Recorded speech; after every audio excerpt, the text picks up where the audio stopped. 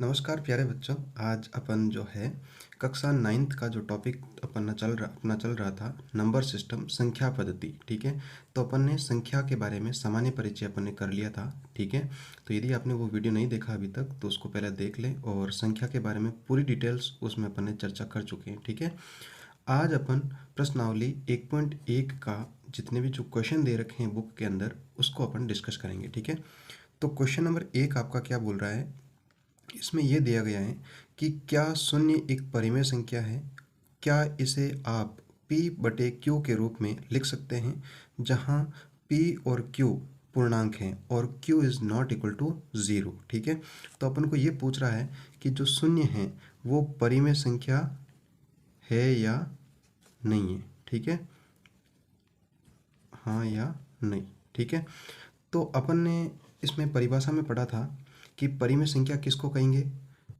तो पिछले वीडियो में अपन ने देखा था कि परिमेय संख्या किसे कहते हैं कि यदि किसी संख्या को p बटे q के रूप में लिख सकते हैं या लिखा जा सकता है जहां पर q is not equal to 0। ठीक है, तो उनको अपन क्या बोलेंगे, परिमेय संख्या बोलेंगे। ठीक है, तो अपन ने चर्चा यहाँ पर की थी 1/1, जैसे 1 लिखा केवल उसके नीचे आपका q के रूप में 1 आ जाएगा। ठीक है, तो ये भी आपकी परिमेय संख्या है।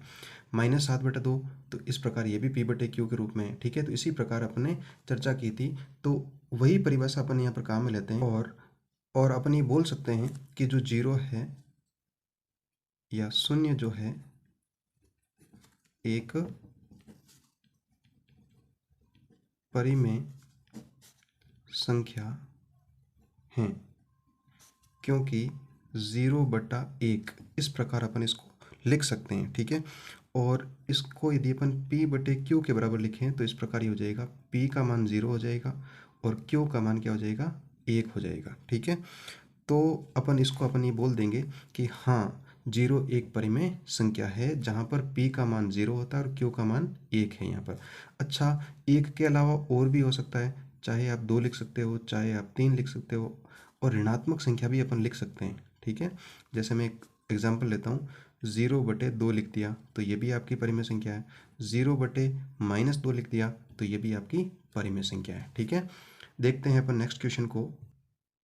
तो क्वेश्चन नंबर 2 की चर्चा करते हैं क्वेश्चन नंबर 2 की, जिसमें अपन को ये बोल रहा है कि 3 और 4 के बीच में आपको 6 परिमेय संख्याएं आपको ज्ञात करनी है। ठीक है, आपके पास में 2 नंबर हैं, 3 व 4 के बीच अपन को 6 परिमेय संख्या निकालनी है। ठीक है, परिमेय संख्या अपन को ज्ञात करनी है। ठीक है, तो इसका एक लॉन्ग मेथड भी है। ठीक है, लेकिन अपन यहाँ पर क्योंकि इस प्रकार का जो भी क्वेश्चन आएगा वो या तो आपका 1 नंबर का क्वेश्चन आएगा या आधा नंबर का क्वेश्चन आएगा, तो उसके लिए लॉन्ग मेथड करने की आवश्यकता नहीं है। अपन बिल्कुल एक शॉर्ट मेथड से करेंगे और उससे भी आपको पूरे नंबर मिलेंगे। ठीक है, तो क्या करना है अपन को कि जो अपन को नंबर दे रखा है, पहला नंबर आपका 3 है और दूसरा नंबर आपका 4।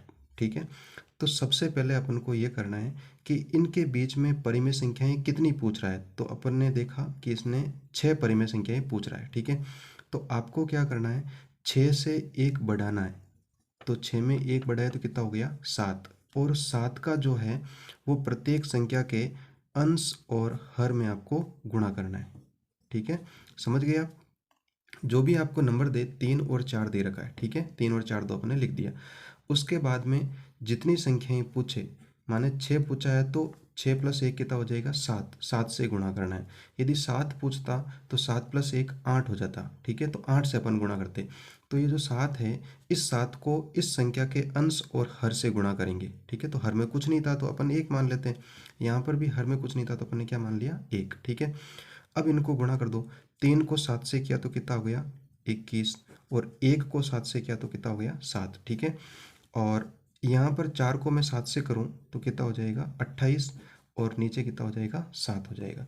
अब आपको क्या करना है, आपका हर जो है वो आपको समान रखना है और ऊपर वाला जो भी आया हुआ है उसके आगे के आपको नंबर लिखना है। जैसे 21 आया है तो अगला लिख देंगे अपन 22/7, अगला 23/7, 24/7, 25/7, 26/7 और 27/7। ठीक है, तो यह आपकी इन दोनों के बीच में 6 परिमेय संख्या आ गई। ठीक है, तो इस प्रकार अपन क्वेश्चन कर सकते हैं। अगला क्वेश्चन देखते हैं।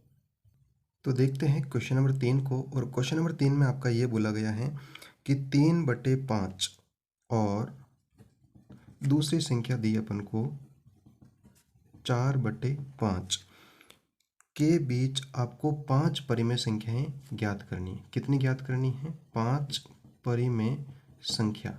ठीक है, अपन को ज्ञात करनी है।